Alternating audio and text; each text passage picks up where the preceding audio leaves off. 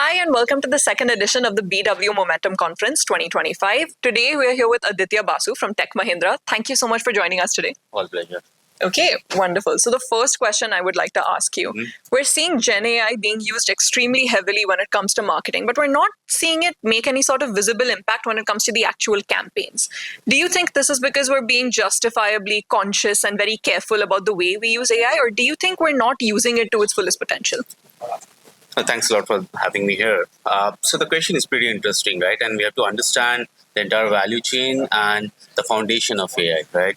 Now, marketing has been complex, especially in Indian context, right? Because one is the strategy part of it, the brand and the marketing strategy, and the second is the execution in terms of understanding your consumer persona. So one of the favorite tagline for me is consumers in India are predictably unpredictable. So the scope is clear, but the nuances are where the real meat is, right? So I think what's happening right now is we have built models, but the efficiency of those models are still to be tested out. For example, let's say segmentation, right? Gen AI will help you do a pretty good segment which could increase your, let's say, average order value, can give you certain bundlings. But in terms of the tier, nuances, categories, right? That's where a lot of modeling, learning will have to happen, right? That's one. The second is there is a standardization in the protocol across the value chain, which we need to understand as brands and build it through. And that's where I would see a lot of top line revenue augmentation will come in, and the efficiency is definitely in there. So as brand custodians, what we are seeing is the efficiency KPIs are there with Gen AI or agentic AI, but the efficiency, which is the revenue augmentation, the top line augmentation, bundle, cross sell, lifetime value, average order value is where the real game is. But I'm sure in next 2 years to come, we will achieve that. Amazing. Okay. Now let's talk about Indian advertising. The thing that sort of makes Indian advertising and marketing campaigns so iconic is that authenticity, that humanness behind them. They're very easy to emotionally connect with. Now, with this sort of legendary and like iconic Indian advertising history, and the current use of algorithmic decision making, data driven targeting, and quite a lot of Gen AI, how do we sort of make sure that we don't lose that authenticity when we're marketing? Right. Another interesting question. I want to segment into three important parts. Okay. The first is attention, which is fragmented today. The second is trust, which is scarce. And the last one, I would say, is relevance, right?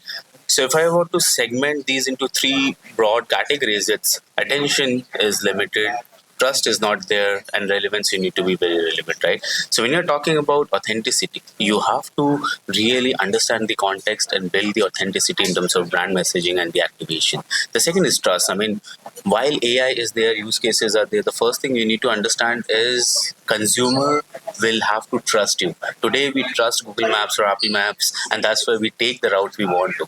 Yes, there is a lot of technology at the back end of it, but how do you build trust on top of it, right? And the third is relevance, and relevance is key here. Relevance is the champion. For example, I'll tell you a use case. I was working with one of the luxury brand CMO, and we were discussing about how do you build hyper relevant community, right? Within community, it is so important, and we figure out an insight that there is a category called beyond the money consumer, which doesn't care about economic fluctuation, are loyal to your brand, and they want to be attached to your brand in terms of show me, value me, empower me, show me limited edition products, give me universal visibility, give me pampering on hyper personalization in your boutiques, right?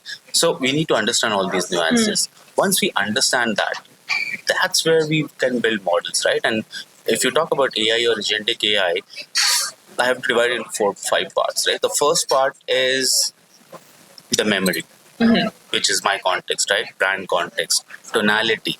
I can build a robot, but is my brand guideline significant to what my brand's logos, pathos, ethos stands for, right? And that requires a lot of training so that if, let's say, FMCG brand one, I can build that in terms of the agentic. The second is the cognition power of it, right? For example, I have large language models. The second is what we call the MCP, multi-context protocol, where you say aggregate your models and your business context and the use cases, right? So that's where a lot of work from a tech and the SaaS perspective is going on.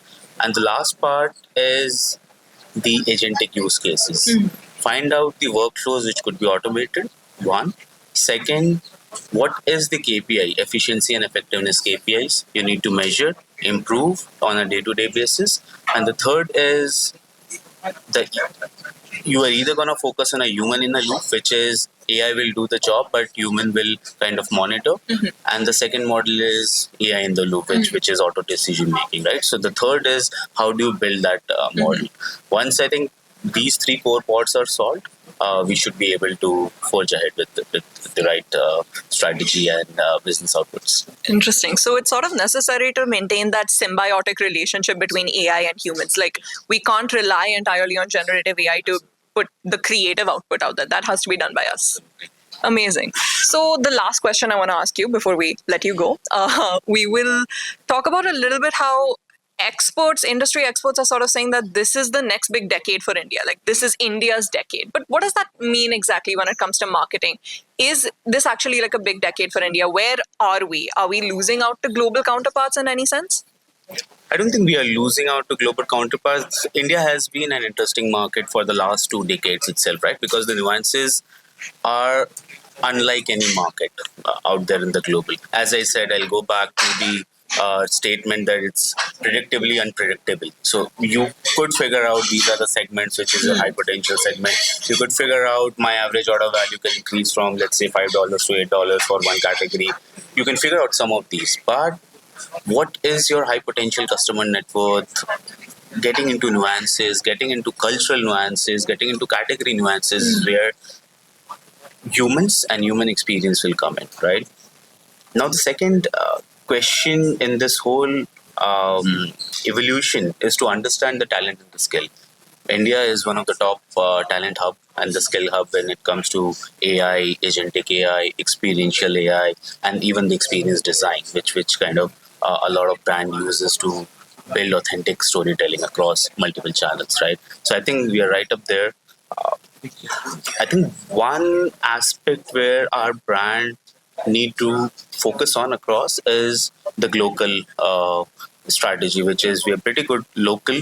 How do we scale at global, right? And as they rightly said, if you want to scale, you go into dollars. If you want to build engagement, you come in India, right? But there will be a time where we have to get the best of both the worlds. And that's where I think a lot of brand has to focus on in terms of how do you go global, have a system that repeats, measurable, and scale. And yeah, that should be.